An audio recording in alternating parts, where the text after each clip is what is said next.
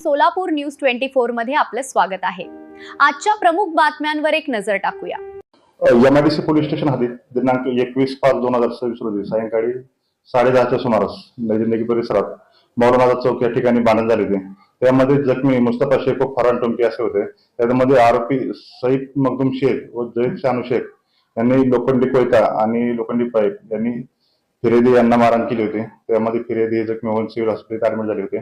त्यामध्ये एमआयडीसी पोलिसांनी या ठिकाणी एमआयडीसी पोलिसांनी सीआर नंबर 503/2026 भारतीय न्याय संहिता कलम 118(1) व इतर प्रमाणे गुन्हे दाखल होते।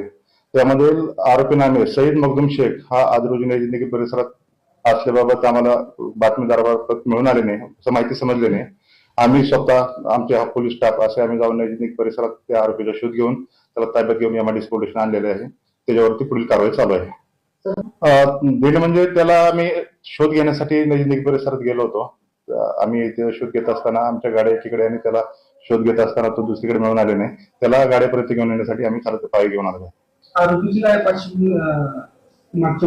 गुन्ह्याबाबतची पार्श्वभूमी मिळून येत नाही, परंतु त्याचे थोडे त्या परिसरामध्ये दहशत निर्माण करणे किंवा ते वादग्रस्त टाकणे, लोकांना धमकवणे अशी पार्श्वभूमी त्याचे मिळून येत आहे।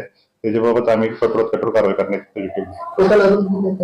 त्यामध्ये 2 आरोपी आहेत, सईद मखदूम शेख आणि जैद शानू शेख असे दोन्ही आरोपी मिळून आलेले आहेत।